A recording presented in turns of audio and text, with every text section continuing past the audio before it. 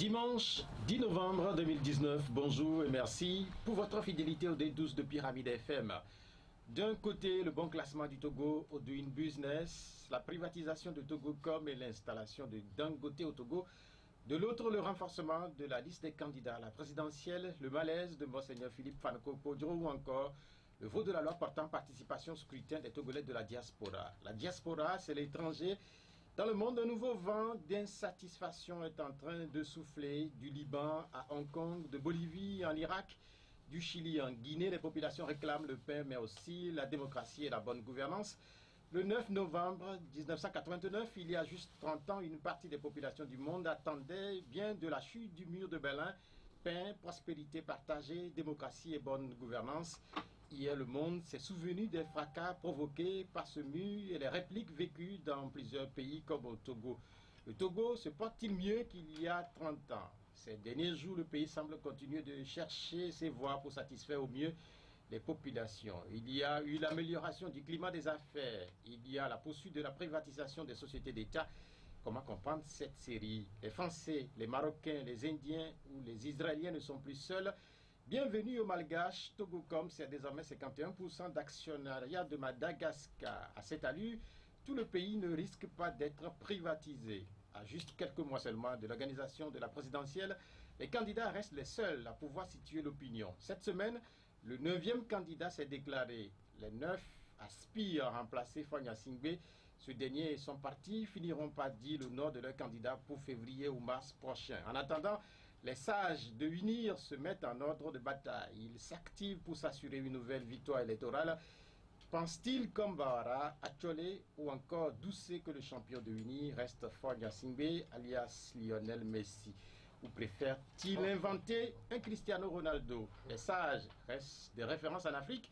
Justement, l'Afrique pleure un de ses sages nés sur le sol du Bénin. Albert Evredje a rejoint ses ancêtres.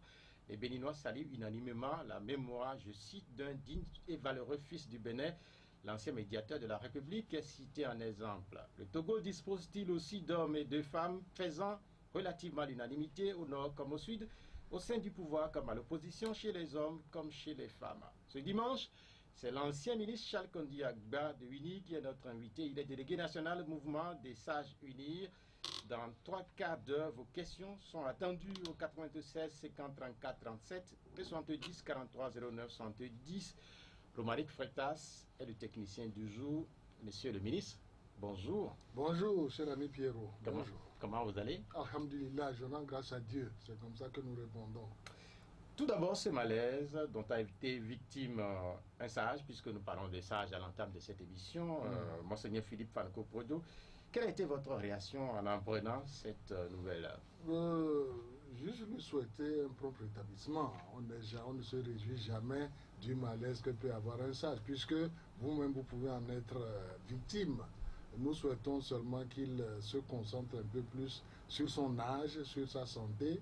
Je pense qu'il se dépense beaucoup. Certains pourraient penser pour pas grand-chose. Et je crois que ce petit malaise doit le rappeler alors pour lui dire, compte tenu de son âge, il doit se dépenser un peu moins. Mais nous nous souhaitons encore une fois prompt rétablissement. Mais il se dépense pour pas grand-chose, penseraient certains. Pour pas grand-chose, c'est-à-dire? Bon, écoutez, moi par exemple, je vais citer une image que j'ai vue. Quand je l'ai vu aller à l'ambassade de France, se faire reconduire à l'intérieur, revenir sur la route, faire une déclaration que personne n'a suivie. Pour son âge, moi je ne ferais pas ça. Personnellement, je ne ferais pas ça. Il a d'autres façons de se faire entendre que de crier comme ça dans le désert. Quand je dis pour pas grand-chose, c'est ça. C'est un peu ça. Quand on parle du désert et de crier dans le désert, ça rappelle oui, Jean-Baptiste. Bien entendu, un prophète, oui, c'est Jean-Baptiste. Est-ce qu'il sera entendu, Monseigneur? Vous savez, nous écoutons Monseigneur Podro, ce n'est pas aujourd'hui. Il était déjà président de la conférence, hein. Donc nous connaissons ses positions, nous savons ce qu'il pourrait apporter compte tenu de sa grande érudition. Moi, c'est quelqu'un que j'aime bien. J'ai tâté un peu du latin. Quand moi j'écoute Monseigneur Podro parler latin, je suis vraiment enchanté. Nous pensons qu'il peut apporter du positif, mais il penche trop d'un seul côté. Et un sage est plus modéré que cela. Voilà ce que je veux dire. Quand on dit qu'il pense trop d'un seul côté, Pense. oui, oui, trop d'un seul côté, on vous reprocherait la même chose, puisque vous penchez pour UNI. Non, c'est-à-dire que moi, je suis militant d'un Vous parti. êtes politique. Voilà, moi je suis militant d'un parti. Lui, c'est un prélat, c'est l'Église catholique qui rassemble tout le monde et qui, en principe, prêche, veut élever nos âmes vers un meilleur de demain. Donc, il ne faut pas qu'il joue le rôle que jouent les militants ordinaires. C'est ça que je voulais exprimer comme ça. Aux dernières nouvelles, le prélat serait en train de se remettre de son état. Amin, amin. Nous souhaitons un prompt rétablissement à Monseigneur Podro. Vous savez que Monseigneur Podro, depuis quelques mois, il porte à bout de bras la question de l'alternance politique au Togo. Est-ce que vous pensez que ça doit être une préoccupation de l'alternance politique? Écoutez, nous, à UNI, nous disons que nous vivons déjà l'alternance. Hein. Beaucoup disent que de changer de EADEMA à force n'est pas l'alternance, ce n'est pas notre avis. Alternance, je crois que je l'ai déjà dit à ton micro ici, ça vient du latin alter.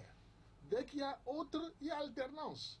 Donc nous sommes déjà dans l'alternance. Maintenant que Monseigneur Podro prêche que ce soit la C14 qui doit se reconstituer pour qu'on trouve celui qui va conduire l'alternance, bon, nous lui laissons, n'est-ce pas, ce genre de combat. Mais je répète encore une fois que nous, à UNI, nous pensons que depuis 2005, par la nature, par la force des choses, nous sommes déjà dans l'alternance. Alternance étant la signification d'un autre, alter, autre. Voilà ce que je peux dire. Donc, on a compris, il n'y a pas de frustration comme c'est le cas chez certains. Ces derniers zoos, beaucoup ont remis au goût du zoo la question de la famille. Les Nyasingbe qui sont là depuis 1967. Et ça fait 53 ans. C'est ce qui est ressorti des placards. Nous ne disons pas comme ça. Bon, je dis que chacun est libre de ses opinions. Et dès l'instant que un a gouverné, et il faut toujours se poser la question, pourquoi pendant 30, 40, 50 ans, on a eu le même? Certainement que de l'autre côté, on ne s'est pas suffisamment organisé pour pouvoir aller vers cette alliance qu'ils souhaitent. On ne s'est pas suffisamment organisé. Il ne suffit pas de rester là dans un optimisme façon pangros et dire nous voulons l'alternance, vous ne faites rien qui aille vers cette alternance-là. Elle ne va pas tomber du ciel, certainement pas. Voyez? Donc non, moi je ne compte pas comme vous comptez, 40, 50 ans. Il y a eu changement à la tête de l'État, nous sommes déjà dans l'alternance. Donc pour vous, la question ce n'est pas seulement au niveau de l'UNI, c'est aussi au niveau de l'opposition, pour qu'il y ait l'alternance. S'ils n'ont pas l'alternance qu'ils souhaitent, je pense qu'ils ne se sont pas suffisamment organisés, suffisamment battus pour l'obtenir. C'est ce que je dis. Battus, c'est-à-dire, par exemple, au Togo, on a constaté que des milliers de Togolais s'étaient descendus dans les rues. Et au final, dans certains pays, cela a provoqué le changement de régime. Au Togo, ça n'a pas été le cas. Alors, M. Pierrot, posez-vous la question pourquoi c'est le cas. Posez-vous la question si elle a été, cette descente dans la rue, suffisamment organisée, suffisamment rationnelle. Si elle est trop passionnelle, si elle ne va que contre une seule personne, contre une seule famille, je ne pense pas qu'elle réussira.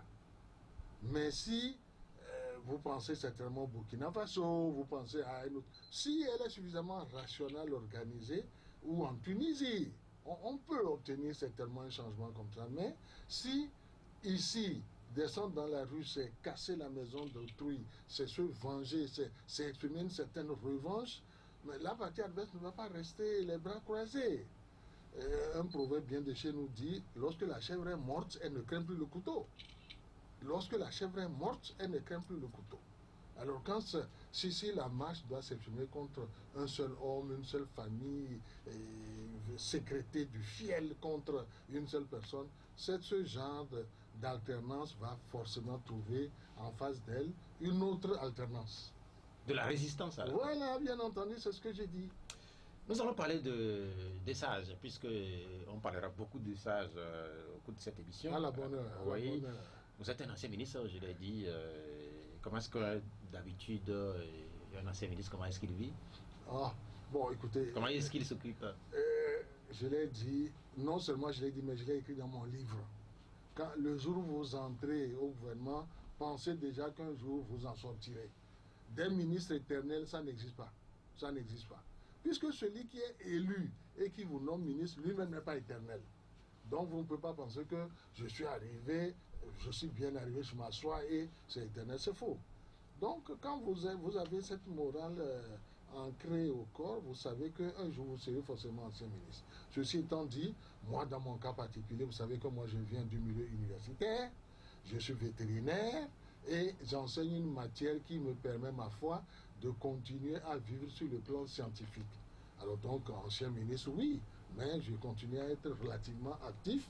On m'invite à l'université de Dakar, on m'invite dans une université au Cameroun.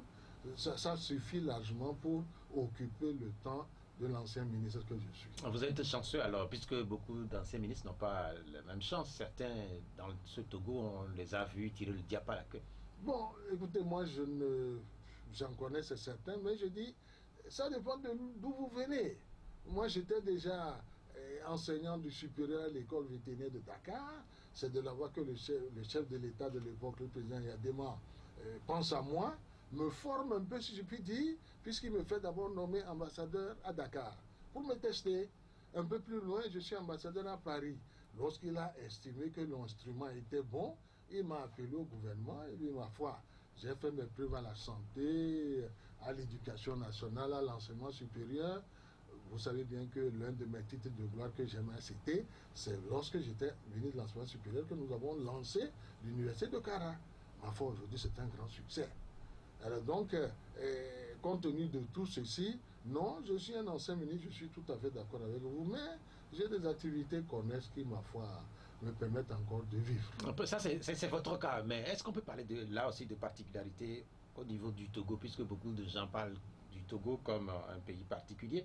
Comment comprendre que des ministres, une fois à la retraite, on peut le dire comme ça, certains, on les retrouve sur les émigrants, à moto carrément, certains... Pierrot, c'est un sujet dont je ne peux pas vraiment parler. Je ne sais pas comment ils ont évolué. Et ce n'est pas mon cas, comme vous l'avez dit vous-même.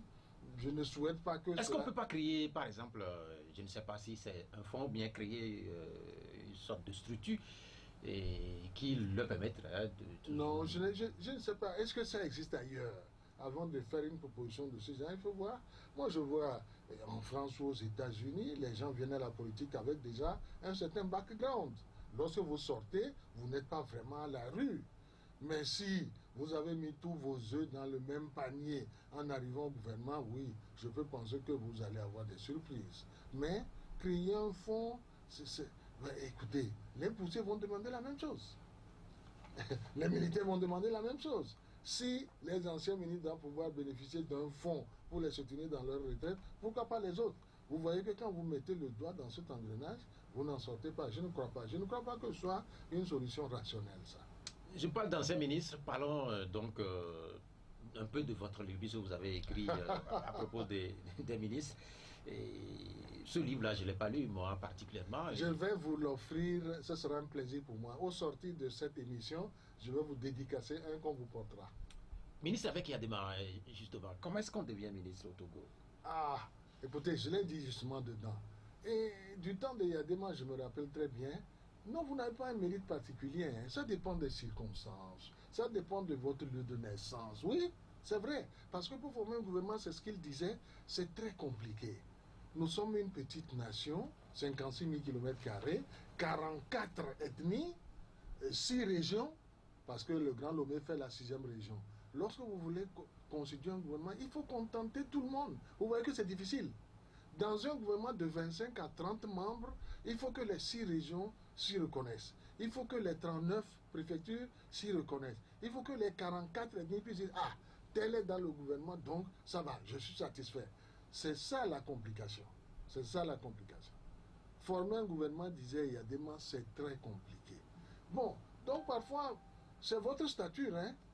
Vous venez en visite chez le président, vous arrivez, il vous voit arriver de loin, vous avez une stature qui plaît, il dit ça peut faire un bon ministre. Et ma foi, le président Yadema se trompait rarement, hein. Au plus fort de quand il a vraiment atteint l'apogée, il connaissait l'homme, il se trompait rarement quand il choisissait ses hommes. Donc, comment on devient ministre? Bon, ça dépend de beaucoup de choses. Si votre région a bien voté à l'occasion d'une présidentielle ou d'une législative, ben, il faut que la région soit récompensée. Donc, vous aurez des ministres là-bas. Si vous-même, vous avez vos propres qualités qui plaisent, parfois vous-même, vous ne savez pas. Mais certains peuvent aller dire au président, bon, telle personne nous semble suffisamment indiquée pour occuper tel poste. Et bon, il y a des moments, vous mettez à l'épreuve pour voir si vous pouviez effectivement donner. Voilà quelques-unes des expériences que moi, personnellement, j'ai vécues chez le président. Est-ce qu'on peut parler pour certains de récompenses? Personnel? Pour les ministres. Personnel, bon, c'est plus rare. Moi, je verrais, quand je dis récompense, je vois une région qui est suffisamment fidèle au pouvoir en place, et qui a bien voté et qu'on veut récompenser. Mais à titre personnel, qu'est-ce que vous pouvez faire à un président pour mériter qu'il vous nomme ministre? Bon, je ne sais pas. Je n'ai pas vécu cette expérience-là, je ne peux pas répondre. Le mouvement des sages de l'UNI, oui. Vous êtes le délégué national oui. Et au temps du parti RPT, cette structure n'existait pas. Pourquoi est-ce que... Mais on avait quand même un conseil dans le bureau politique, on avait les anciens des anciens qui, lorsqu'une question épineuse était à l'ordre du jour, pouvaient donner un avis. Les anciens des anciens, j'appelle ça comme ça, même si le mouvement... C'était pas formel? Non, même si le mouvement en tant que tel n'existait pas. Aujourd'hui, pourquoi l'avoir créé? Écoutez, parce que justement avec le temps, se sont constitués des lots de personnalités qui ont milité aussi bien dans le RPT que dans UNI, qui ont servi l'État, qui ont de l'expérience et qui pourraient penser que bon ben, on nous a utilisés, maintenant on nous a jetés. Alors c'est tout ce groupe-là que nous allons rassembler dans les sages. Ça veut dire quoi? Quand on est... Il n'y a pas de définition hein, pour être sage. Dans les statuts, on dit qu'il faut avoir 60 ans. C'est juste la condition, ça. Il faut avoir 60 ans et au-delà. Lorsque vous êtes à la retraite, vous êtes dans la force de l'âge, vous pouvez encore donner, eh bien vous êtes un militant de MSU, du mouvement des sages unis. On viendra avec vous pour demander des conseils. On attend de vous que vous puissiez aider le parti à s'améliorer. Parce que les sages ont beaucoup vu et beaucoup vécu. On va en parler en loin, là vous l'avez dit, c'est ça le sage. Ils ont beaucoup vu. Dans la majorité des cas, alors quand je dis 60 ans, ça dit né en 59. Et avant, 50, 45, tous ceux qui sont de cette tranche d'âge-là, qui ont encore de la vigueur, qui ont servi l'État, qui ont l'expérience, voilà ce que nous appelons les sages unis. À une certaine époque, les ministres, quand ils finissent de servir le Togo, oui. Je crois que ça continue, deviennent des conseillers. Est-ce que là, ce mouvement des sages, est-ce que c'est pas une manière de les caser? Non, non, c'est pas la même chose. Quand vous parlez d'un ancien ministre qu'on nomme conseiller dans un ministère, il a un salaire, etc. Les sages conseiller à la présidence. Les sages ne sont pas rémunérés. Les sages ne sont pas du tout rémunérés. C'est des militants du parti qui disent nous avons encore de la voix, nous savons comment le parti pourrait faire pour être meilleur qu'il ne l'est. Nous pouvons intervenir dans des conflits. Vous savez que dans tout groupe humain, nous sommes avec les femmes. Les femmes ont beaucoup d'énergie. Il y a aussi des conflits à UNI? Toujours. Ben, pourquoi pas? Non, mais en fait, puisqu'on n'en entend jamais. Non, mais voilà. C'est pas la sérénité. Parce que les sages sont là pour apaiser tout conflit. C'est la première fonction qu'on demande aux sages. C'est la première. Contribuer à prévenir les conflits. C'est écrit en noir sur blanc dans le statut. Autrement dit, voir vivre le parti, regarder comment fonctionne le mouvement des femmes, regarder comment fonctionne le mouvement des jeunes, et lorsqu'ils pressentent que ça risque de grincer quelque part, d'ores et déjà prendre les choses en main et conseiller le vivre ensemble, le bien vivre ensemble. C'est pourquoi vous n'entendez pas parler des conflits chez nous. Quels ont été les derniers risques que vous avez dû s'y construire? Non, on ne les cite pas comme ça. Et puis ce n'est pas ici que je dirais ça comme ceci. Je vous dis qu'on les prévient à l'avance. Nous souhaitons que la situation ne pourrisse pas avant de pouvoir essayer de prévenir. Prévenir. Quand vous dites prévenir, vous n'attendez même pas que le conflit se constitue, se pourrisse. Certains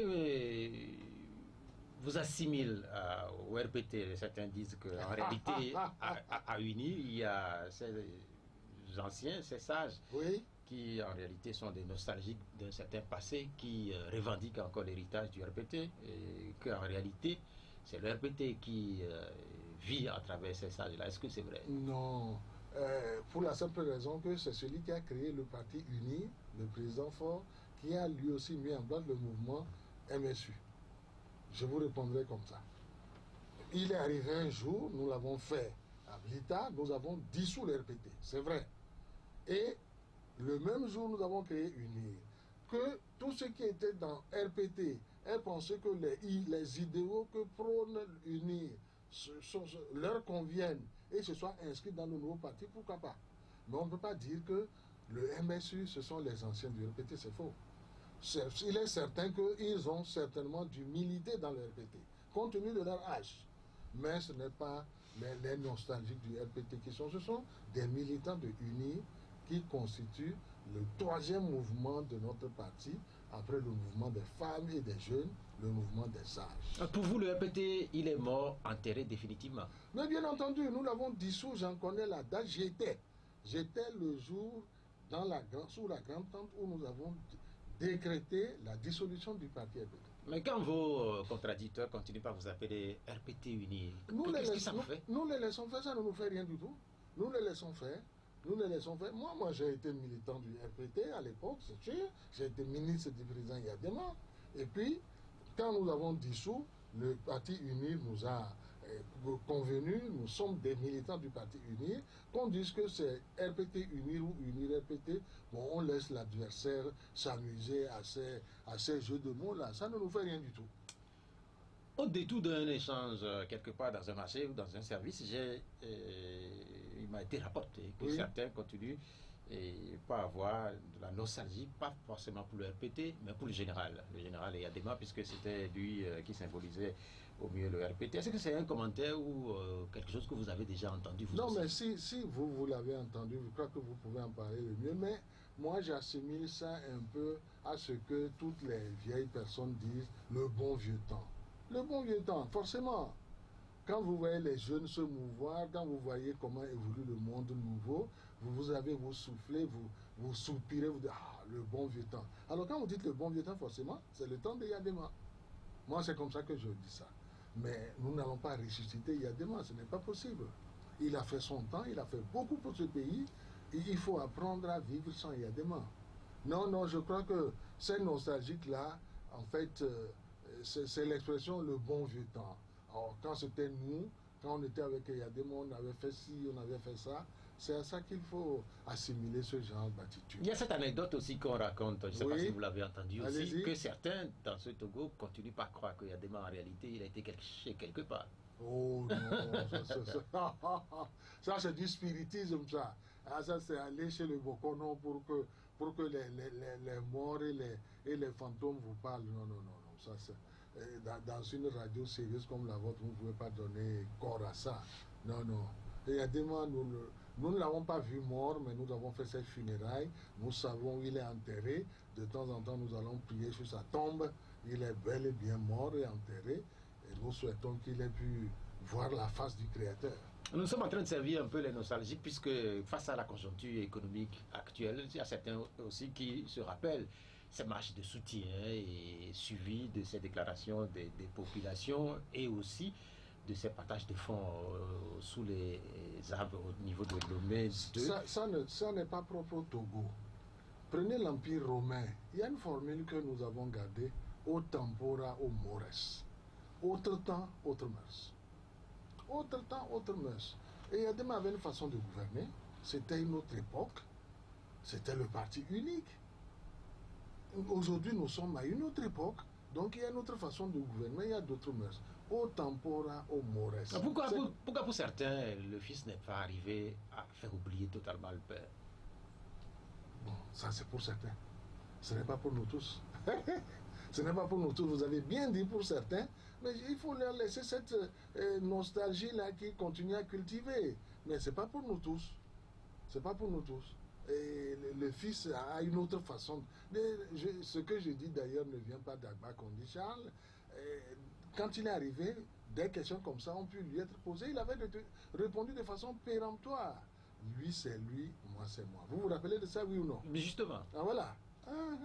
Il a sa façon à lui de gouverner qui ne peut pas être celle du père de la nation. Ce n'est pas possible. Ces derniers temps, tous ceux que nous avons reçus ici Oui.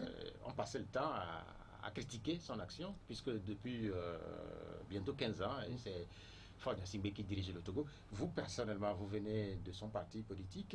Qu'est-ce que vous répondez à ceux qui le critiquent, sa gestion? C'est ce que j'allais vous poser comme question. Je suppose que ceux dont vous parlez, ceux que vous avez reçus qui les critiquent, sont ceux qu'on peut appeler de l'opposition, je suppose. Mais justement. Bon, mais bien sûr, mais ils sont dans leur rôle.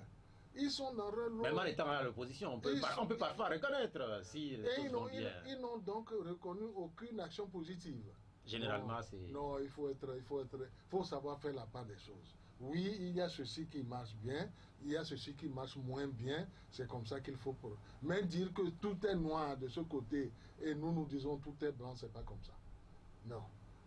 Si vous avez reçu des gens ici qui ont critiqué sa façon de gouverner, je suppose qu'ils sont de l'opposition, qu'ils sont d'un parti, ils aspirent eux-mêmes à arriver à ce pouvoir et à gouverner.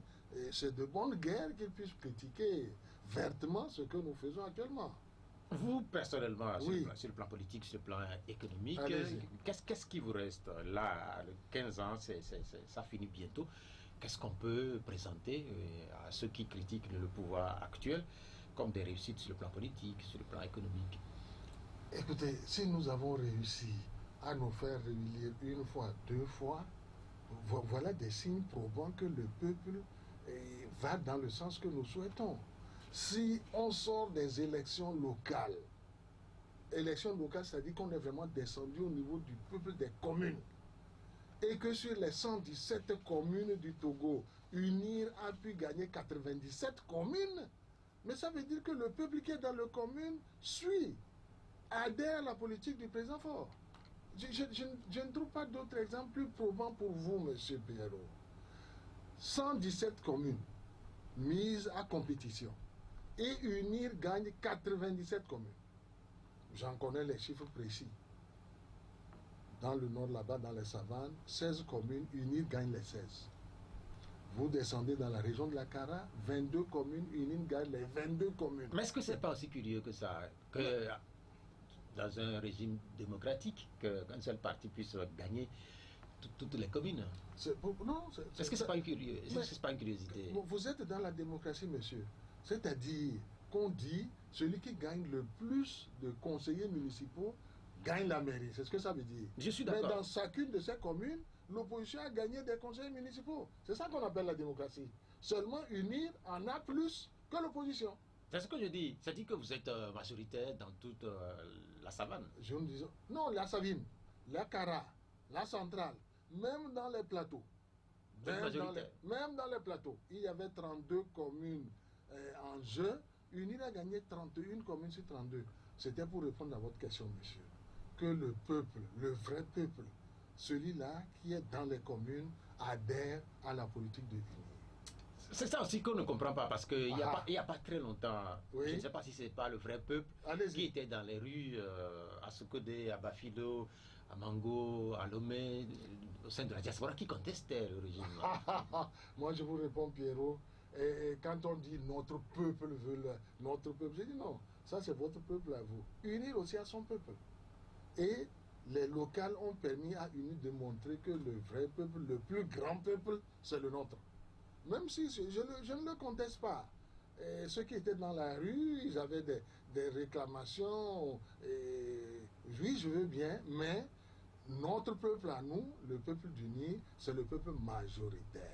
Les réclamations n'ont sans doute pas beaucoup évolué au Togo, puisque un candidat, cette semaine, s'est présenté et son programme était intitulé 3 repas par jour. Est-ce que ça ne veut pas dire que quelque part les Togolais, ils ont tout problème pour manger le matin, le midi, le soir? Est-ce que ce n'est pas un échec pour la gouvernance actuelle? Non, je ne pense pas. Et moi, je suis né dans une région, ça s'appelle Kaboul, Bassar. Je n'ai jamais eu faim. Parce que mon père, mon grand-père, mon arrière-grand-père, nous avons nos champs.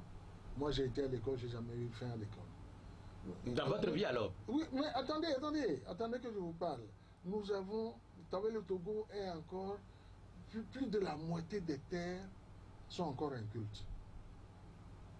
Donc, il y a du travail, il y a de la terre qui peut produire à manger. Dans mon village, à moi, je n'ai jamais eu faim.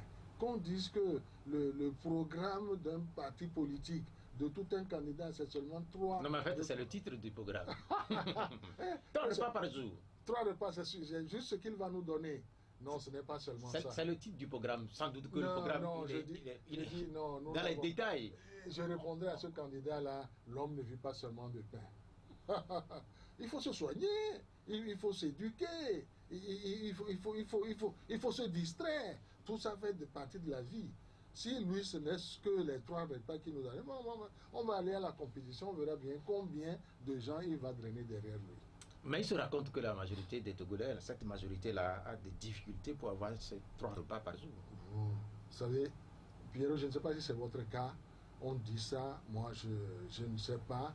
Je ne vois pas des organisations charismatiques qui tous les jours distribuent des repas à tour de bras. Ça n'existe pas, ça. Ça veut dire que quelque part c'est un peu exagéré de dire ça. Quelque part c'est un peu exagéré. Non, mais... En tout cas, dans mon village à moi... Mais vous parlez de votre village. Oui, c'est le bled, hein. C'est vraiment le fin fond du bled, ça. Vous allez dans la région de Bassa, je ne parle pas de la préfecture, vous allez à Kabou. À Kabou, les gens n'ont pas faim. Ça veut dire qu'il y a des terres, ils cultivent. Il y a Mango, il y a Mango. Mango, j'ai connu Mango. Mango a une richesse insoupçonnée. C'est le fleuve. Les gens de Mango sont sur le fleuve, donc le poisson abonde. Les gens de Mango sont des éleveurs. J'en reviens. Quand vous arrivez à Mango, des bovins, vous en avez partout. Alors, quand on a des bovins, qu'on dit qu'on crève de faim, c'est pas bien. Non, mais en fait, comment alors expliquer le fait que la région des savanes est classée parmi les régions les plus pauvres du Togo, où les gens ont des difficultés à manger, à se loger? Non. Est-ce que vous la connaissez personnellement, la région des savanes? Moi, un peu. Moi, j'en reviens. Les Moba dont vous parlez, ce sont les Moba qui peuplent en majorité la région des savanes. Les Moba ne crèvent pas de faim, c'est faux. On ne peut pas dire ça. J'en reviens, j'étais à Daban. J'ai installé là-bas les collèges préfectoraux. Je connais mes cousins Moba, parce que les Bassa et les Moba sont des cousins. C'est de grands travailleurs. Si c'est faux qu'on ne crève pas de faim donc dans la région des savanes, c'est clair qu'au Togo, on ne crève pas de faim. Alors, puisque les autres régions sont relativement... Je n'abonde pas dans ce sens-là. Je dis ce qui... C'est de bonne guerre, c'est la querelle politique. C'est dénigrer le parti au pouvoir pour pouvoir se faire mousser soi-même. Mais votre défense, est-ce que ce n'est pas une défense aussi politique? Non. Non, je parle du vécu. C'est pourquoi je vous ai amené à mon âge premier. Lorsque moi j'ai été élève à Kabou là-bas, lorsque j'ai vécu à Mango, parce que Mango je connais aussi. Mon père était vétérinaire à Mango. Les gens de Mango ont du poisson, les gens de Mango ont des bovins, on y boit du lait frais tous les jours. Dire que les gens de Mango crèvent de faim, je ne dirai jamais ça, c'est faux. Moi, je n'ai pas les chiffres ici, mais en fait, les derniers chiffres qui sont souvent cités, je ne les ai pas ici, classent la région des savanes comme une région assez pauvre au Togo. Mais finalement, on a compris que c'est... Mais je vous assure que vous avez ça dans tous les pays. Ça dépend du seuil où vous mettez la pauvreté. Mais dire qu'au Togo, les gens crèvent de faim, quelle que soit la région, je n'abonde pas dans ce sens du tout. Nous allons parler des candidats à l'élection présidentielle, puisque je l'ai dit tantôt, il y a un qui veut donner 3 repas par jour aux Togolais, il s'appelle Kaïs Dovi. Nous avons 9 candidats déjà, oui, 9 candidats. Oui. Est-ce que c'est une bonne ou une mauvaise chose pour la démocratie togolaise? Je pense que c'est une bonne chose. Laissons donc ces candidats-là nous expliquer leur programme. Laissons-les faire campagne. Vous savez que désormais la loi électorale demande qu'on les aide d'ailleurs pour leur campagne. Pour une partie de leurs frais seront pris en charge et c'est lorsque les résultats seront publiés que compte tenu du pourcentage que vous avez fait, vous aurez une deuxième partie ou pas. Moi je pense qu'il faut les laisser s'exprimer. Qui sait? Chacun d'eux n'a qu'à nous expliquer son programme. Bon, qui va aller quand même un peu loin que 3 repas par jour, c'est pas suffisant. C'est pas suffisant pour faire un bon candidat, ça. Non, je réponds clairement à votre question. C'est une bonne chose pour la démocratie. Est-ce que ce financement public peut expliquer en partie cette floraison de candidats? Je ne pense pas. Je ne pense pas parce que l'un des candidats, dont je ne citerai pas le nom ici, nous a fait état de son amertume quand cette première partie des fonds publics lui a été donnée. Ça ne suffisait pas pour faire la campagne. Il est sorti de la campagne électorale endetté. Et il faisait un appel public à ses militants de bien vouloir cotiser pour qu'ils payent ses dettes. Ça, c'est déjà vu dans ce pays. Ceux qui vont Vous parlez de quel candidat? De Diéry Tama? Non, non, non, pas du tout. De Favre Jean-Pierre? Non plus. J'ai dit que je ne dirai pas non, donc Pierrot ne me fera pas dire ce nom-là. Mais si vous avez suivi la campagne précédente, de 2015 je parle, les fonds publics qu'on vous donne en premier pour commencer votre campagne, ne vous y fiez pas. Ça va fondre comme du beurre au soleil. Et vous risquez de vous trouver endetté à la fin de la campagne électorale. Moi, je pense quand même que ce n'est pas pour ces fonds publics-là que les gens vont. Ils ont certainement des idées à défendre. C'est ce que je souhaite pour eux en tout cas. Parmi les candidats, il y a certains qui sont connus, il y en a d'autres qui sont moins connus, mais parmi eux, qui redoutez-vous à unir? Nous n'en redoutons pas. Ce que nous souhaitons, c'est que la campagne puisse se faire sans violence, que chacun puisse sillonner le pays et expliquer ce qu'il pense apporter de bien à tout le peuple togolais.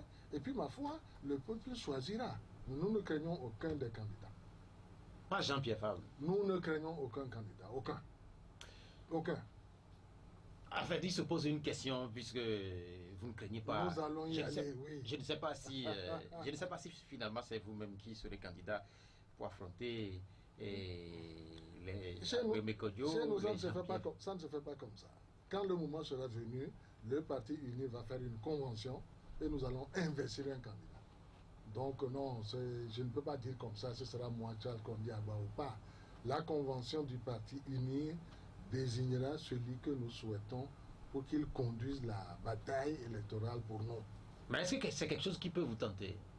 Non, non, non, non, non, non. Je ne pense pas que j'ai les aptitudes pour être président de la République. Il faut connaître... Mais est-ce que ce n'est pas de la modestie? Non, ce n'est même pas de la fausse modestie. Non, vous avez été ambassadeur, vous avez été ministre, plusieurs fois ministre. Vous êtes sage. Ça ne suffit pas. Ça ne suffit pas. Ça ne suffit pas pour être président de la République. Pour être président de la République, je ne parlerai même pas de l'aspect spirituel de la chose. Il faut être appelé à ces fonctions-là. Nous avons vu des professeurs, des ambassadeurs être présidents et échouer lamentablement. Ça existe, ça. Non, laissez-moi dans ma partie. Je vous l'ai dit au début de l'émission, je suis professeur d'anatomie vétérinaire. J'ai eu un très bon maître qui, je pense, m'a bien formé, puisque, ma foi, les gens continuent, malgré mon âge et ma retraite avancée, à m'appeler pour que j'enseigne l'anatomie vétérinaire. Ça me suffit largement, ça. Donc, vous comprenez, n'est pas président qui veut. Ah oui, absolument. Ah oui, oui, non, n'est pas président qui veut. Il ne faut pas croire que c'est facile comme ça. Non, non, non, non, non. Je dirais même pire. Président, c'est difficile. Mais si c'est difficile, pourquoi est-ce que les gens s'accrochent? Ah ben c'est parce qu'ils ne savent pas ce que c'est, ils ne savent pas ce qu'il y a dedans. Le jour où ils deviennent président, tout à coup ils se rendent compte que c'est pas aussi facile que ça. Non, nous avons vu des présidents, même s'ils ont fait un mandat, 2 mandats, ils n'ont pas réussi. On a vu ça. On a vu ça. Non, être président, ce n'est pas comme ça une sinecure. Je suis président, je suis le premier des Togolais, je suis arrivé. Non, non, non, c'est beaucoup plus compliqué que ça. Mais c'est vrai que, oui, ça doit être très compliqué parce qu'on a vu Barack Obama relativement jeune devenir président et puis au sorti, il avait les cheveux tout blancs. On a vu d'autres présidents. Mais la curiosité, ça réside en Afrique. Oui. Là, il y a un certain nombre de présidents qui ont fait 2 mandats et certains qui ont fait 3 mandats et qui aspirent à continuer. Bon, mais qu'est-ce que tu veux que je te réponde, cher ami Pierrot? Je regarde l'Afrique australe et je vois 2 grands présidents, Nelson Mandela et Mugabe. Ce n'est pas le même succès qu'ils ont eu. Ce n'est pas le même succès. Mugabe, au début, c'est vrai, il a lutté pour l'indépendance de la Rhodésie du Sud. Il a combattu Ian Smith. Mais il a très mal fini. Il a très mal fini. De l'autre côté, le prisonnier Mandela, qui, dans sa prison là-bas, a mûri comment il conduirait son peuple. Il n'a fait qu'un seul mandat. Mais il est immortel dans l'esprit des Sud-Africains et des Africains. J'en reviens là, j'étais encore en Afrique du Sud. Mais c'est une sorte de Dieu pour eux. Donc, être président, ce n'est pas facile. Ce n'est vraiment pas... Tous ceux qui sont candidats, bon, beaucoup d'entre eux sont plus ou moins farfelus. Pourquoi pas? Laissons-les s'exprimer, écoutons-les, et le peuple souverain choisira qui est à même de le conduire. Il y avait certains avant vous qui sont également de l'UNI qui ont leur candidat. Gilbert Bara, par exemple, Oui. pour lui, son candidat, c'est Faure Gnassingbé. Oui. Et il a même comparé à Lionel Messi. Et avant lui. Non, il a dit de façon claire qu'il ne faut pas que les gens nous disent de ne pas présenter Faure. C'est comme si on demandait à Barcelone de jouer sans sa vedette. Voilà comment il a dit ça. Oui, j'ai compris. Voilà. C'est une sorte de comparaison. C'est une sorte de comparaison. C'est qu'à Uni, c'est celui qui arrive à mieux tirer les coups francs. C'est celui qui arrive à mieux dribbler les adversaires. Tout à fait. Celui qui a le brassard de capitaine. Voilà. Ouais, oui, c'est ça. C'est ça, tout à fait. Et on a écouté aussi Attiolé, le secrétaire administratif, dit... Non, il s'appelle secrétaire exécutif. Le secrétaire exécutif. C'est ça. Et son candidat aussi, c'est Faure Gnassingbé. Et puis, il y avait Robert Doucet. Puisque vous êtes venu, vous aussi, aujourd'hui, oui. vous êtes délégué national des sages. Oui. Qui est votre candidat à vous? Nous avons un candidat naturel, c'est celui-là que vous avez cité, c'est Faure Gnassingbé. C'est notre candidat naturel. Compte tenu de... C'est le chef de notre parti, compte tenu de ce qu'il fait correspond exactement à ce que nous souhaitons pour ce pays. Notre candidat naturel, c'est Faure Gnassingbé. C'est à lui que nous allons demander de défendre à nouveau nos couleurs lorsque la convention du parti va se tenir. Mais nous allons lui laisser le dernier mot. Nous allons lui laisser le dernier mot de dire, bon, je viens ou je ne viens pas. Mais, je répète encore une fois, pour répondre très précisément à votre question, notre candidat naturel, c'est Faure Gnassingbé, le président du Parti Uni. Vous faites donc partie de ceux qui pensent que c'est lui ou personne d'autre et le dernier mot lui revient. Mais il y a une question qu'on se pose au niveau de l'opinion. Oui. Cette unanimité au niveau de l'UNI, certains ne le comprennent pas. Comment est-ce que personne ne se plaint au niveau de l'UNI que oui, ça suffit, quand même 3 mandats, Faure Gnassingbé, ça suffit. Personne ne se plaint au niveau de l'UNI. Ou les gens se plaignent en privé. Non, attends. Vous avez dit des militants de l'UNI. Oui. Quelle est la définition du militant de l'UNI? Vous êtes dans un parti qui a un président, qui a une ligne politique. Le jour où vous n'êtes plus content de cette ligne politique, vous n'êtes plus militant de l'UNI. Non, mais en fait, ailleurs dans le monde, les gens sont militants des partis politiques, mais ont des positions affichées contraires à la ligne du parti. Non, bon, chez nous, je n'en connais pas qui se soit exprimé à ce point, mais moi, je considère qu'il faut être honnête envers soi-même. Je suis militant d'un parti, le parti Uni, dont voici le président, dont voici la ligne politique. Le jour où je suis contre cette ligne politique, mais je vais ailleurs. Je ne reste pas dans le parti. Non. Voilà comment moi je pense là. Donc, si Faure décide d'être un nouveau candidat, vous le soutenez? Bien entendu. Oui, ce soutien-là, certains ne le comprennent pas. Ceux qui soutiennent cette 4e candidature, parce que le chef de l'État... Non, là aussi, avant qu'on aille plus loin, ça dépend de la façon dont vous comptez. Pour moi, personnellement, pour nous les sages, tous ceux qui vont se présenter à l'élection présidentielle de 2020 vont à leur premier mandat. Tous ceux qui vont se présenter à l'élection présidentielle de 2020 vont à leur premier mandat. Nous avons eu d'autres... C'est la Constitution qui détermine le nombre de mandats. Nous étions dans une Constitution où on disait les candidatures sont illimitées dans le temps. Avec la crise que nous avons connue, le dialogue auquel j'ai participé et l'apport des États frères de la CEDEAO, nous avons changé fondamentalement notre loi fondamentale. Nous repartons à zéro. Ne comptez pas 2e, 3e, 4e mandat. Tous ceux qui vont aller aux élections de 2020, ils vont à leur premier mandat. Non, mais en fait, ce que vous dites est vrai pour vous, mais vous n'entendrez pas sur d'autres médias, en fait, sur plusieurs médias. On dira la même chose. M. Pierrot, si vous comprenez ce que je dis. Je comprends. Je prends un autre exemple. Je comprends ce que vous dites. Je prends un autre exemple qui fait jurisprudence. Beaucoup de gens savent que je suis un peu sénégalais, parce que j'ai vécu 30 ans dans ce pays. Mais aux élections présidentielles qui ont opposé Macky Sall au président Abdoulaye Wade. Abdoulaye Wade venait de faire 2 mandats dans une ancienne constitution. La constitution ayant été modifiée, Abdoulaye Wade a voulu se présenter pour le premier mandat de cette nouvelle constitution. Au Sénégal aussi, s'est élevé des voix pour dire non, mais la Cour constitutionnelle du Sénégal a dit le droit. Non, c'est une nouvelle constitution.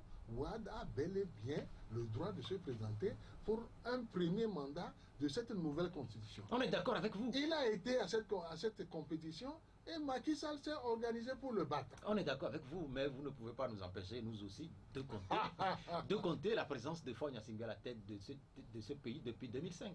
Oui, dans une autre vie, dans une autre constitution. Mais le Togo n'a pas changé. Le Togo n'a pas changé, mais la loi fondamentale a fondamentalement changé.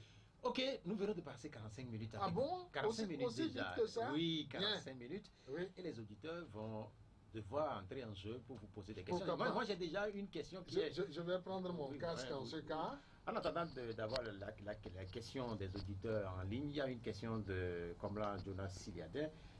C'est une question qui est adressée à l'ancien ministre de la Santé. Siliadin. Oui, en fait, il était à... C'est pas un médecin? Siliadin? J'ai eu un élève, un médecin dont j'ai assisté à la thèse d'ailleurs. Komla Siliadin, il est ancien du RPT, il vit actuellement en France. Il demande brièvement de faire un bilan sur le plan sur le plan des questions de santé, en réalité. Un bilan de l'actuel chef de l'État. Oh, écoutez, le bilan... Brièvement. Non, c'est le bilan du ministère de la Santé.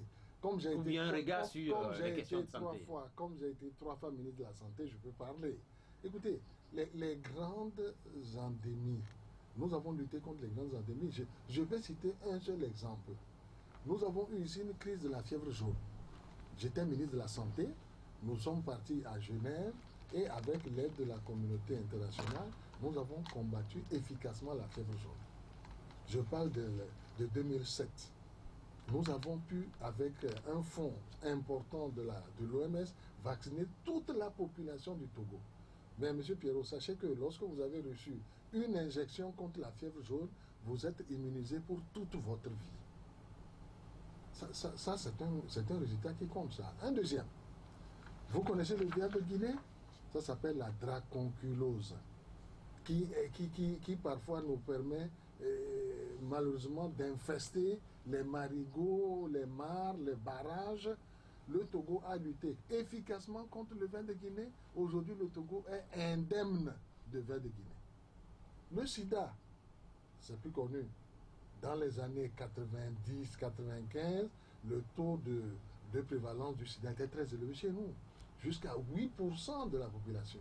Aujourd'hui, nous sommes autour de 1,5-2%. Nous avons fait du travail contre le sida. Je vais continuer la liste comme ça. Non. Si vous dites que le bilan de Faure, c'est celui de la santé, oui, nous avons fait du travail dans la santé. En tout cas, moi, pour ce que je sais, nous avons lutté comme nous avons pu contre les grandes endémies et nous avons, ma foi, obtenu un certain nombre de succès. Allô? Nous avons le premier auditeur. Alors, bonjour. Oui, votre nom. Bonjour, cher ami. Oui, votre nom. Oui. Votre nom. Votre nom. Oui. Joseph. Ok.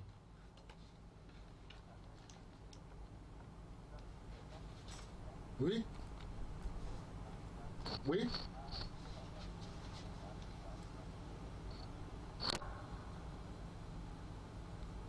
Non, lui demande non, c'est parce que c'est pas ce que je vais dire. Oui.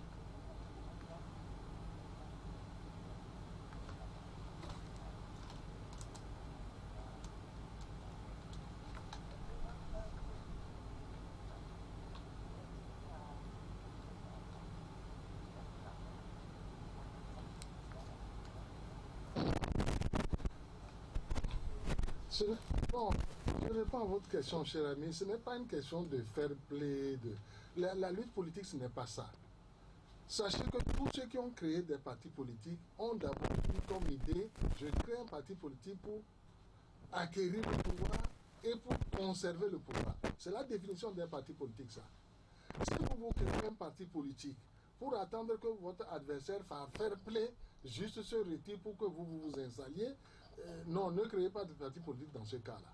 Vous voyez? Non. La lutte politique, ce n'est pas comme ça que ça se fait. comme je vous ai donné le cas du Sénégal, je le répète encore une fois, si vous voulez accéder au pouvoir, organisez-vous. Celui qui est en place depuis 10, 20, 30, 60 ans, vous vous organisez et vous arrivez à le battre à la régulière et vous avez pris le pouvoir. Mais compter sur son fair play pour qu'il s'écarte, bon, ça peut durer du temps, ça. Nous avons une question de Claude. La question de Claude porte également sur le système sanitaire au Togo. Oui. Comment comprenez-vous que les centres de soins du Togo, notamment le CHU, soient comparés à un mouroir? Oh, vous savez, c'est une expression qui est galvaudée. Les hôpitaux sont des mouroirs, tout le monde peut dire ça. Tout le monde peut dire ça. Mais seulement aller au centre. Le CHU Tocoin, c'est là où on trouve toutes les têtes pensantes. Et les meilleurs radiologues sont là-bas. Les meilleurs rhumatologues sont là-bas. Et nous avons des professeurs de très haut niveau. À tel point que nous avons créé même une deuxième faculté de médecine à Kara, où beaucoup de nos professeurs vont également professer là-bas. Non, on ne peut pas dire ça, les hôpitaux sont des mouroirs. Ceci étant, que la population est augmentée, que les capacités d'accueil et de traitement soient moins opérantes que ce qu'elles étaient, oui, je peux comprendre ça. Mais les hôpitaux sont des mouroirs, tout le monde peut dire ça. Vous savez, certaines de nos familles aussi, ce sont des mouroirs, hein. Non, mais en fait, quand vous parlez de l'hôpital, quand vous parlez de notre hôpital en ces termes-là, on ne comprend pas. Alors pourquoi est-ce que nos dirigeants, la plupart, se fassent soigner à l'extérieur? Oh, moi, je me fais soigner en tout cas ici. Je peux vous citer tous mes médecins. Celui qui me traite de ma tension, celui qui regarde mon diabète, ils sont tous ici. Dire que nos dirigeants se font traiter à La plupart, la plupart. Pouf, moi, je ne sais pas. De toute façon, ce n'est pas publié, ça ne peut être que des supputations. Donc pour vous, le CHU de Lomé, c'est un centre de référence, hein? Vous avez dit le mot. Quand vous êtes malade à Sokodé et que les médecins là-bas ont estimé que votre cas devient sérieux, on vous réfère à Lomé. C'est un centre de référence. J'utilise votre propre terme. Allô? Allô? Bonjour. Vous êtes en direct. Votre nom? Bonjour mon frère. Non, mais en fait, nous, on vous écoute correctement. C'est Gervagos? Oui, allez-y. Oui, vous appelez Gervados? Gervagos. Ah oui, je vois que le monsieur Pierrot vous connaît bien, avant même que vous dites votre nom. Oui, j'ai entendu la voix. J'ai entendu la voix. Monsieur Gervagos, bonjour. Oui. Oui.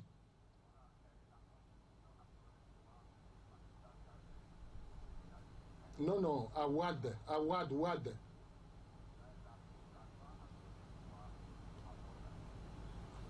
Oui.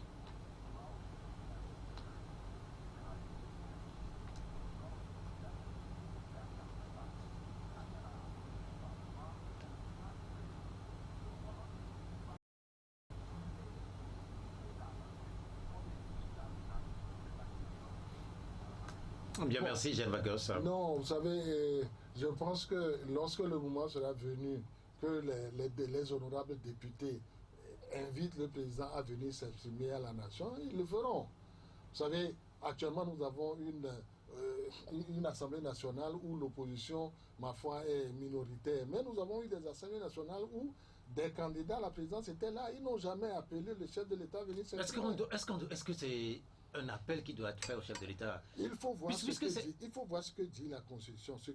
Il faut lire mot à mot quelles sont les obligations qu'il a. S'il a l'obligation à faire une déclaration devant les députés ou à répondre aux questions des députés, est-ce que c'est aux députés à chaque année de l'inviter avant qu'il ne se présente? Je ne peux pas dire avec précision quels sont les... Maintenant, sur la déclaration des biens, par exemple, sur la déclaration des biens, c'est également inscrit. Pourquoi l'Assemblée nationale ne l'oblige pas à le faire? À faire la déclaration des biens. Oui. Bien, merci. C'est votre réponse. Nous, on s'en contente. On retourne au téléphone. Allô, bonjour. Oui, bonjour. À Dakpamer. Bonjour, cher ami.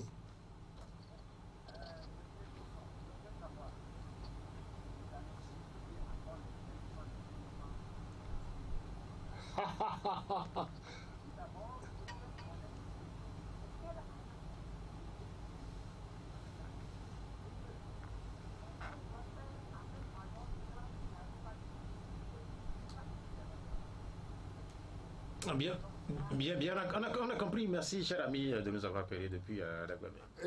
Cher ami d'Adakwame, Adakwame. je connais Adakwame, j'ai un centre médical là-bas que je connais très bien. Hein, vous dépassez Bekota, vous êtes à Adakwame, c'est bien ça, non? Ouais. 2000, vous savez, chaque parti a sa façon de conquérir l'électorat. Et je ne suis pas sûr que UNIR soit le seul dans ce cas. Je connais des partis d'opposition qui, lorsqu'ils ont eux aussi un meeting, organisent des convois de cars, vont chercher des gens qui viennent assister au meeting et au terme du meeting, on leur donne de quoi acheter un verre d'eau, un Coca-Cola. Je connais des partis qui font ça. Donc, que UNIR le fasse, je ne crois pas que ce soit répréhensible. Oui, quand le moment sera venu, nous allons voir quelle est la meilleure façon que nous avons de conquérir l'électorat. Ceci étant, je ne sais pas qui est le major de classe qui n'arrive pas à écrire le nom des bavards. Habituellement, nous, ce n'était pas le major qui faisait ça, hein, non.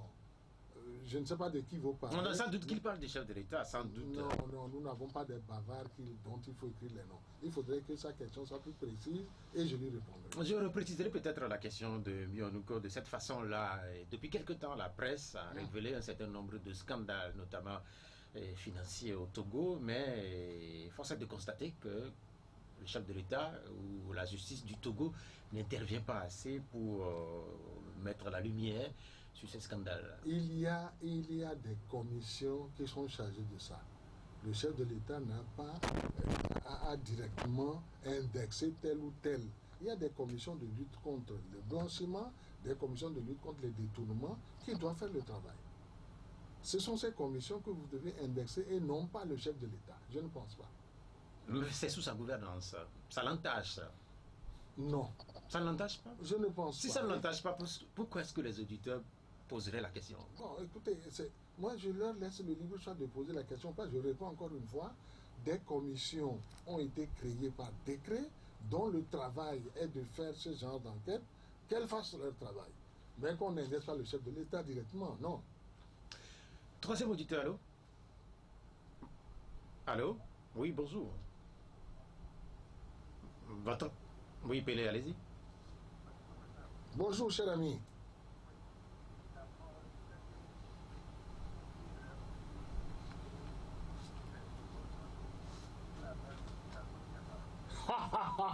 Vous me faites trop d'honneur, mon frère, c'est pas vrai.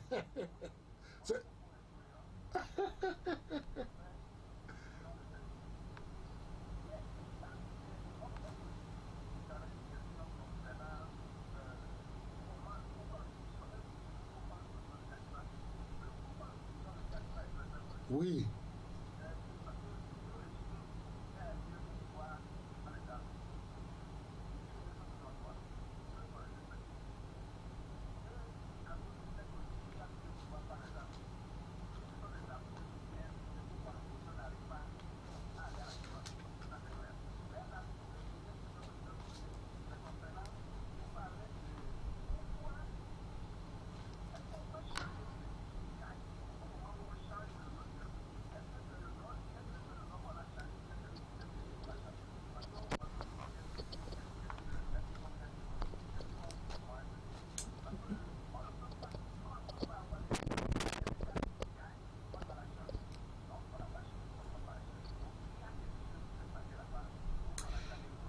Bien, merci.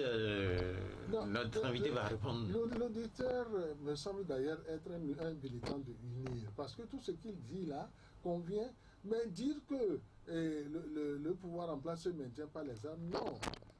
Les armées dans tous les pays garantissent l'intégrité territoriale. Ce ne sont pas des qui maintiennent le pouvoir en place. Je ne sais pas. Si mon cher interlocuteur dit cela, il a donc baissé les bras. Et ça veut dire qu'il ne pourra plus jamais se battre pour qu'il y ait quelconque attenant, quelconque changement ici. Non, non. 63, oui. Moi, j'étais là en 63. Je ne sais pas si mon frère était. J'habitais même le camp militaire. Je sais comment le coup d'État de 63. Je sais qui a tiré. Je sais qui a tiré sur le président Sylvano Soler. Mais c'était qui a tiré? C'est un militaire français qui l'a fait. Contrairement à ce que l'on croit, dans le coup d'État de 63, il y avait plusieurs coups d'État. Mais ce n'est pas le lieu ici. Invitez-moi pour une autre émission où nous allons faire cette... Non, mais en fait, on retient quand même que c'est un militaire. D'ailleurs, le nom de ce militaire. Bien, alors non, je n'abonde pas dans ce sens-là. Dire que depuis 63, ce sont des militaires qui font en sorte que le parti pouvoir gagne. Mais ça veut dire qu'il a baissé les bras, il ne va plus faire aucun effort pour pouvoir un jour accéder à ce pouvoir. C'est ce que je répondrai à ce cas. Il parle de système. Bon, je vous ai déjà répondu. Et lui aussi dit, on dit RPT, unir, RPT. Je dis que ça ne nous fait rien. Ça ne nous fait rien. Le discours de l'un était très compatible avec le suivant. Beaucoup de militants du RPT se sont inscrits dans UNIR, nous militons dans UNIR. Qu'on nous dise RPT, UNIR ne nous gêne pas du tout. Une question de Daniel, une question laissée sur notre page Facebook. La question concernant Togocom qui a été privatisé cette semaine. Quelle est votre réaction par rapport à cette série de privatisations qui continue? Écoutez, nous avons écrit un beau plan quinquennal qu'on appelle le PND, où nous savons que les 3/4, disons, les 2/3 du financement doit venir du privé. Le coût total du plan quinquennal que nous appelons le PND 2018-2022 est de l'ordre de 4 600 milliards de francs CFA.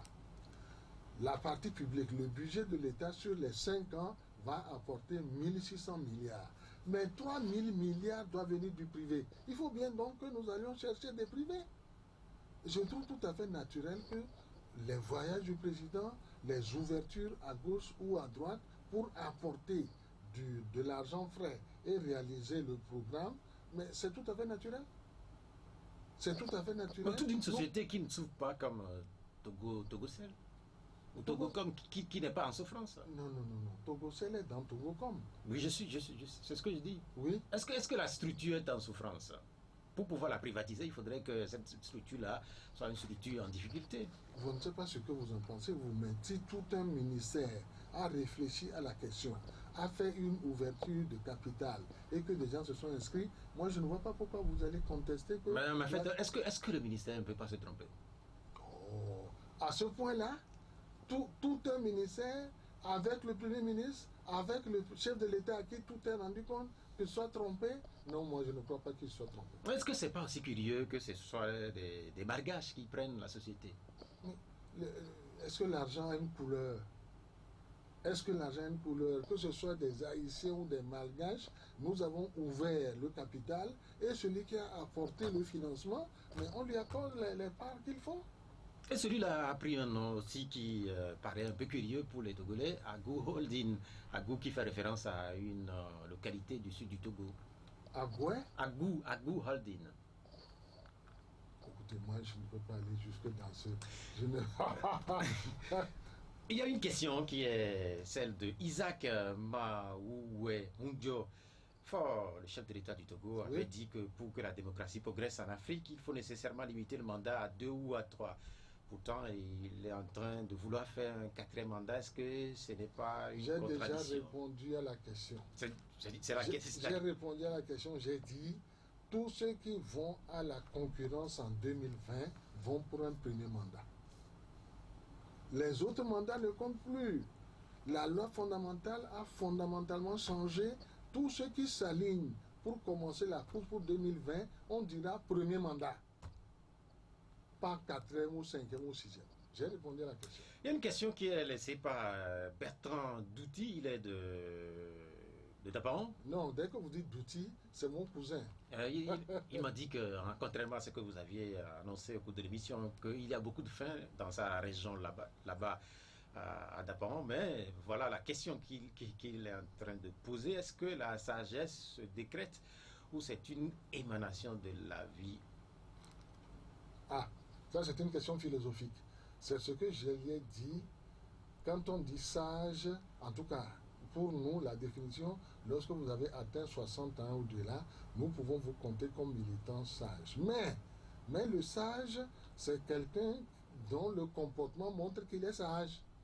Le sage, c'est pas lorsqu'il parle à tort et à travers. Le sage, même quand il est silencieux, son silence même est un message. Je réponds à ce qu'il a dit. Donc ça ne se décrète pas. Ce n'est pas les cheveux blancs ou la longue barbe qui fait le sage. Sinon, tous les boucs seront des sages. Ils ont une barbiche. Je réponds à sa question. Non, ça ne se décrète pas. Le sage, c'est dans son comportement, c'est dans son élocution, c'est dans sa compétence et son expérience. Voilà. La question de Noé Kossi Atigno, qu'est-ce que vous conseillez alors à l'opposition togolaise pour pouvoir avoir l'alternance au Togo, puisque vous avez semblé dénoncer ou dire qu'ils ont eu une mauvaise organisation au niveau de l'opposition? Non, je n'ai pas dit ça, j'ai dit qu'ils peuvent mieux s'organiser. Je reprends encore l'exemple de... Personne n'attendait Macky Sall. Personne ne l'attendait. Au contraire, Ouada fait tout ce qu'il faut pour qu'il n'accède pas. Il était président de l'Assemblée nationale du Sénégal. On a ramené son mandat de 5 ans à 1 an. Tous les bâtons ont pu lui être mis dans les roues. Mais Macky Sall a pris son bâton et tout le long du fleuve Sénégal, de Matama à Dagana, il a été convaincre le peuple. Il a convaincu les électeurs. Et quand les élections se sont présentées, bien que la Cour constitutionnelle ait reconnu à Ouad le droit de se présenter à ce que vous appelez troisième mandat, mais la Cour a dit que c'était son premier mandat, Macky Sall l'a battu. Donc, si monsieur me demande, je dis, il ne faut pas attendre du ciel que ça tombe comme ça. Il y a l'expression un peu du qui dit « mi va honami, mi va honami ». Non! Il faut qu'ils puissent s'organiser eux-mêmes, aller convaincre l'électorat depuis le nord jusqu'au sud. Ne pas considérer que le Togo s'arrête au tiers du Togo ou à la moitié. Il faut pouvoir s'exprimer jusqu'à 5 AC. Je pense qu'un jour, cette alternance telle qu'ils la conçoivent, eux, va pouvoir arriver. Mais nous, à unir, nous vivons déjà dans l'alternance, nous sommes déjà dans Alter. Allô? Voilà, l'auditeur, est-ce qu'on l'a? Bonjour. Il va revenir. Allô? Allô, bonjour. Il y a une question de folie, Alain. Il nous regarde depuis les États-Unis. Sa question, pourquoi est-ce que finalement, au niveau de l'Union, on n'accepte pas un recensement en bonne et due forme? Qu'est-ce que monsieur veut dire par là? En fait, au niveau pour l'organisation des prochaines élections, il va y avoir une révision. La CENI fait son travail.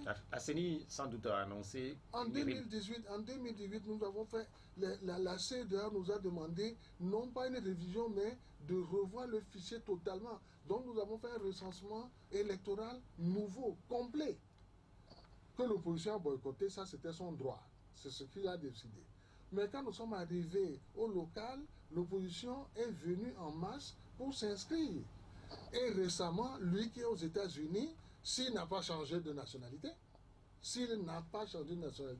le ministère des Affaires étrangères a procédé à un recensement de tous nos frères de la diaspora, puisque désormais ils vont pouvoir voter. Donc sa question, je ne peux pas la comprendre. UNIR n'a rien à voir dans le recensement, encore moins dire que UNIR n'accepte pas un recensement. Vous savez la CENI fait son travail. Vous savez très bien qu'au Togo, la CENI dit que cette CENI-là, elle n'est pas indépendante. Vous dites ça, vous, Pierrot, que la CENI, elle n'est pas indépendante? La CENI, c'est la Commission électorale nationale indépendante. Mais dans les faits, il est reproché à la CENI un certain nombre de choses. Quoi? Comment veut-on qu'elle soit plus indépendante qu'elle est là? Et sa composition n'est pas bonne? Sa composition n'est pas bonne? Beaucoup estiment qu'elle est sous la coupole du ministre, par exemple, de l'administration territoriale. Mais en quoi? Le ministre n'a aucun agent là-bas, si ce n'est l'un des membres de la commission représente l'administration, parce qu'il faut de l'argent pour que la CENI travaille. Aux dernières élections, on a vu quand même des injonctions qui ont été données depuis le ministre pour la CENI. Donnez-moi un exemple précis, je vous répondrai. Je n'ai pas le document devant moi, sinon. Non, on ne peut pas dire ça. Dans les dernières élections, qu'est-ce que nous avons fait? On a été jusqu'à partager la CENI en deux. On a dit 8 membres pour l'opposition, 8 membres pour le parti au pouvoir. Est-ce qu'on peut être équitable que ça? Ou bien vous souhaitez, vous, un jour, qu'on ait une CENI qui est majoritairement de l'opposition? Dans quel pays vous avez vu ça? Si ça existe, dites-moi, et peut-être qu'UNIR va s'aligner alors. Aux dernières élections, à un moment donné, les discussions, il avait été dit que la CENI allait être dirigée par un étranger. Vous, Togolais, vous souhaitez que la CENI Ça a été fait togolaise... ailleurs. Ça a été déjà fait ailleurs. Non, en tout cas, nous n'abonderons pas dans ce sens-là. Nous allons suivre ce qui est écrit dans le code électoral où on dit que c'est en son sein que la CENI élit son président. On va continuer comme ça. Pour vous, la CENI, elle est indépendante? Absolument. Allô? Allô? Ah, c'est quelqu'un qui est déjà passé. Oui, Germain, donc est-ce que vous permettez à d'autres auditeurs de poser eux aussi des questions, puisque, oui, ils sont nombreux à vouloir intervenir. Vous avez posé une question déjà. Germain, s'il vous plaît, permettez à d'autres d'intervenir. Allô? Bonjour, votre nom? Oui, Bozambo, vous êtes en direct. Rapidement, votre question. Bozambo, posez votre question, s'il vous plaît. Bozambo, le temps... Vous êtes en train de... Oui, allez-y, Bozambo. Bonjour, mon cher frère.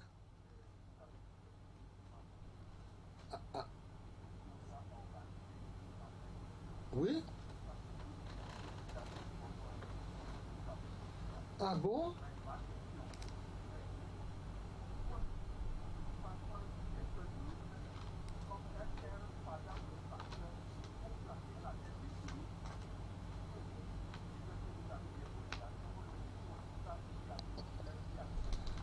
D'accord. Je comprends, mon frère, je comprends très bien votre question. Alors, la réponse que je vais vous faire, hein, au Togo, ici, quand vous dites que quelqu'un est neutre, ça, moi, ça m'étonne. Est-ce que vraiment, vous pouvez trouver quelqu'un de neutre? Vous avez dit un fada ou un pasteur. On a déjà fait l'expérience ici. Je reviens à la conférence nationale. Qui était le président de la conférence nationale? C'était un évêque de l'église catholique. Mais est-ce qu'il était neutre? Qu'est-ce que ça a donné comme résultat à la fin des travaux de la conférence nationale? Beaucoup considèrent que c'était un échec. Donc, vous ne pouvez pas trouver quelqu'un de neutre. Nous devons pouvoir avoir un consensus pour dire, celui-là, qu'il soit neutre ou pas, il a une moralité suffisamment bonne pour nous diriger tel ou tel. Mais si dès le départ vous dites que non, celui-là, il s'appelle Kojona Katanga, il ne peut pas être neutre, on ne veut pas celui-là, on ne peut pas y arriver. Voilà ce que je peux vous répondre, mon cher frère. Il y a cette question qui revient à chaque fois que nous avons un invité issu de l'UNI, cette portion de phrase d'un discours du chef de l'État prononcé autour d'un 27 avril. La question de la minorité qui profite des richesses de ce pays.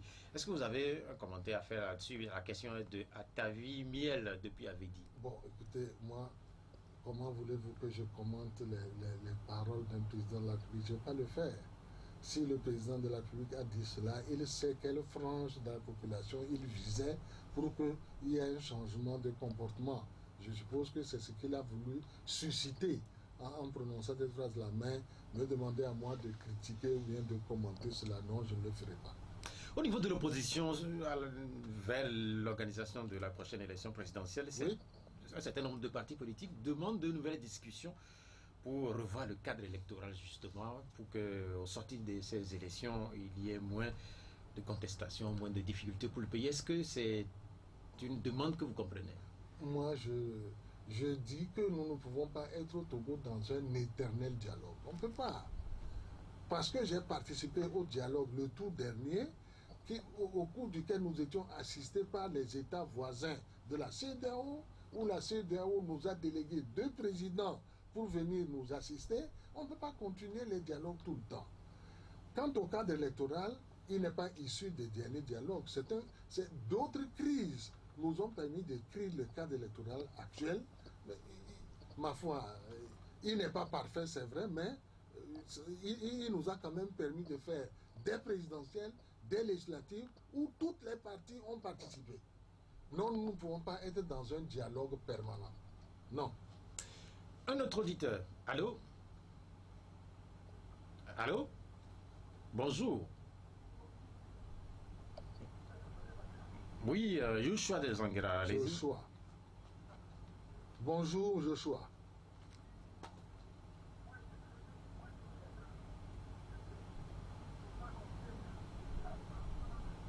La transparence des élections.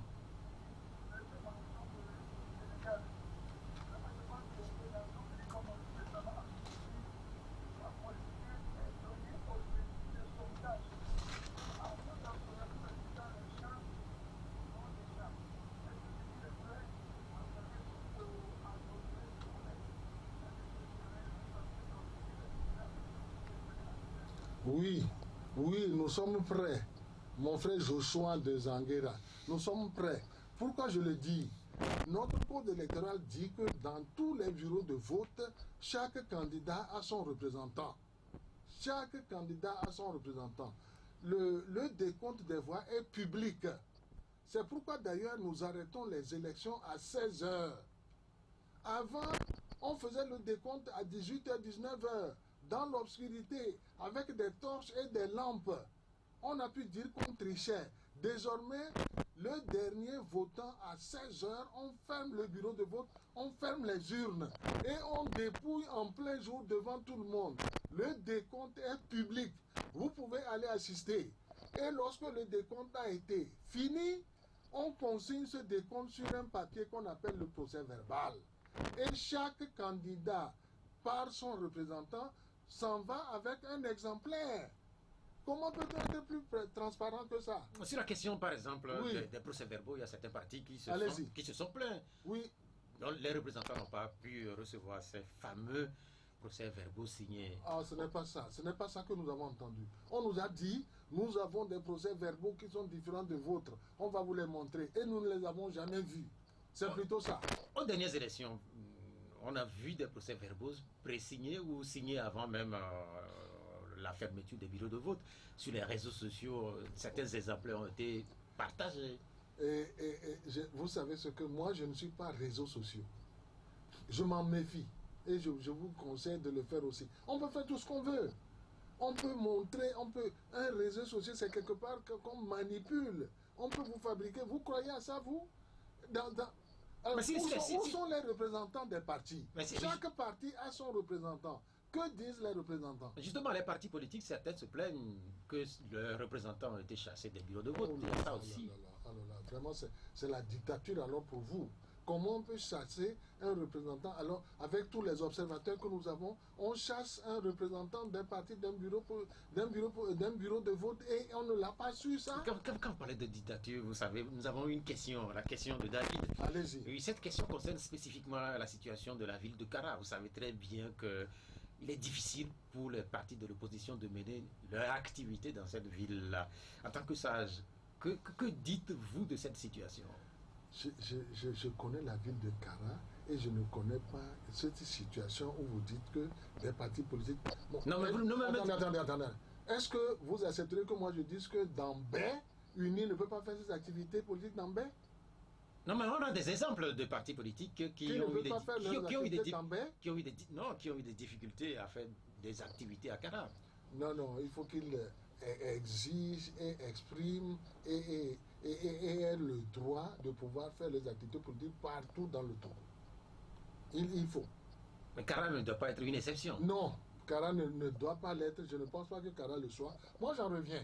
Non, mais faites ça, vous êtes de UNI. Je suis de UNI et je suis de Kara, vous diriez. Mais non, je pense que c'est, que soit l'opinion nationale ou internationale, ceux-là qui ont été ou brimés ou empêchés doivent pouvoir crier haut et fort pour avoir le droit d'avoir des activités politiques dans Kara. Un auditeur, allô? Allô? Oui, bonjour. Ça va, c'est Maglo? Ok, Maglo, allez-y.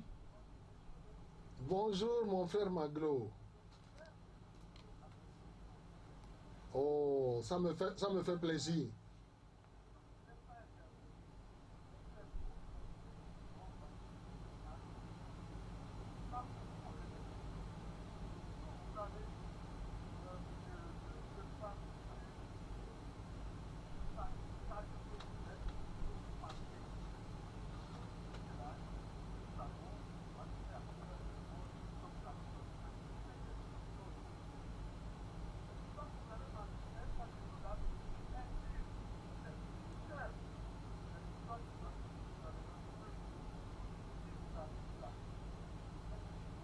Donc finalement, vous n'avez pas de questions. Ok, bien, non, mais en fait, bien, merci d'être... Donc, moi, je dis Amen. Hein. Il a dit, l'histoire nous donnera raison. Donc, moi, je dis Amen. Amen. Un auditeur après Maglo. Quelqu'un qui a une question? Oui. Bonsoir. Votre nom. Votre nom.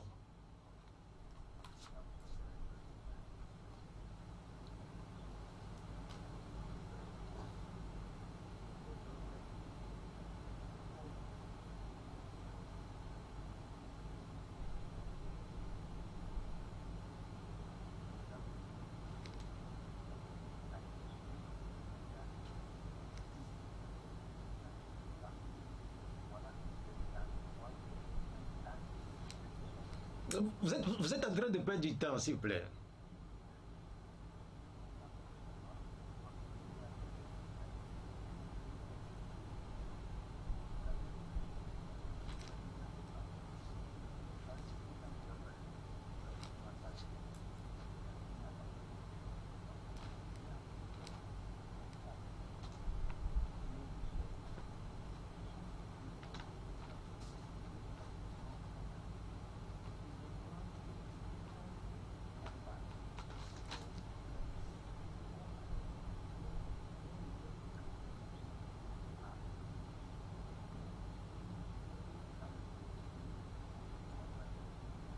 Hum. Hum.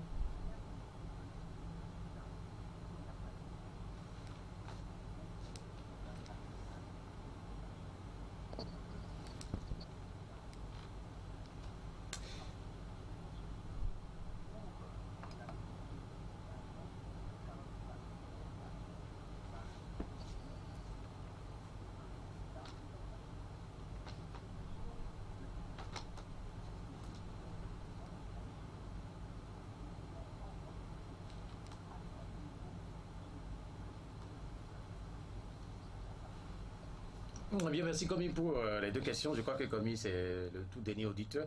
Sur la première partie de la question, c'est vrai qu'à une certaine époque, au Togo, on parle beaucoup plus de nationalisation. Les années 70 sont là pour témoigner, mais là, nous sommes en pleine privatisation. Au point que, dans mon introduction, Pierrot, je me rappelle bien ce que tu as dit. Oui. Et nous devons nous frapper la poitrine pour dire que malheureusement, les gestionnaires que nous avons ont fait la piètre démonstration qu'on ne pouvait pas leur faire confiance. C'est ce que je peux dire. Et je me rappelle un discours de novembre 1978 du chef de l'État et Adéman de l'époque, où il disait, on dirait que l'État ne crée des sociétés que pour faire faillite. C'est comme ça qu'il avait dit ça, noir sur blanc. Les gestionnaires auxquels nous confions, le président ne peut pas être président de toutes les sociétés. On confie des sociétés à des gens qui doivent avoir suffisamment de hauteur, suffisamment de patriotisme pour faire du résultat. Mais la curiosité, c'est que ces gestionnaires que vous êtes en train de dénoncer, ils sont là et ils continuent. C'est ça qui est la curiosité pour ce qui concerne le Togo. Ils sont piètres, gestionnaires, mais ce sont eux qui sont là et qui continuent pas à être là. Vous êtes sûr qu'on ne les change pas? Mais est-ce qu'on les change? Moi, j'ai fait plusieurs postes, je ne me suis éternisé dans aucun poste. Mais en fait, il y a quand même aussi une curiosité au Togo, monsieur le ministre. Oui. Si on cite les noms de ceux qui sont ministres, oui, ou qui sont députés, ou qui sont directeurs de société, depuis les 20 dernières années au Togo, oui, ils sont relativement les mêmes.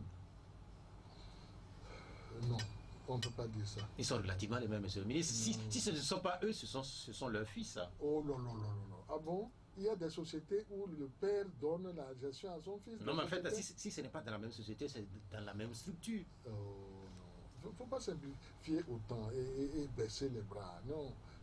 Quand on a abandonné tout sursaut, ce n'est pas bien. Non.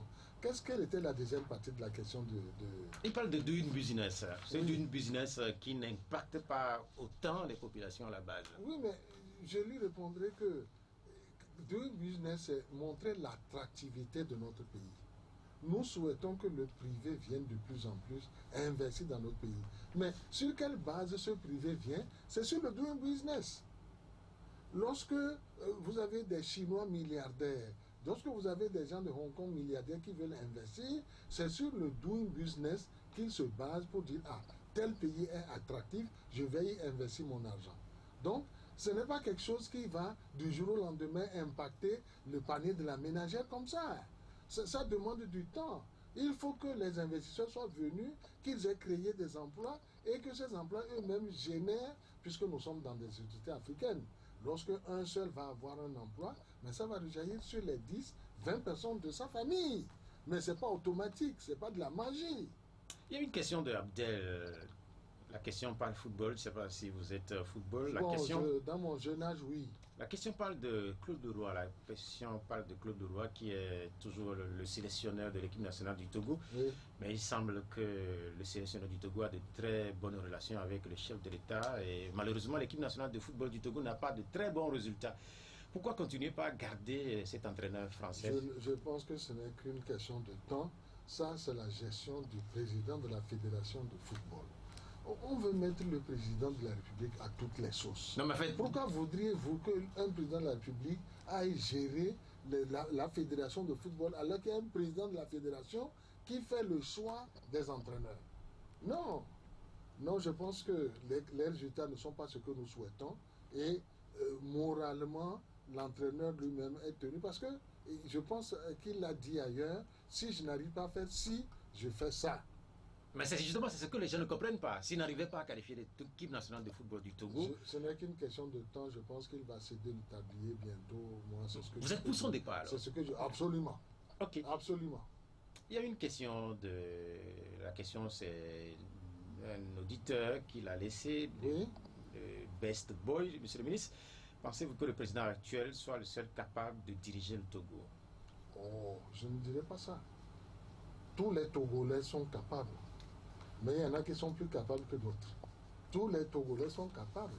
Encore faut-il avoir créé son parti, avoir écrit un programme de gouvernement et le faire adopter, accepté par la majorité du peuple. C'est aussi simple que ça.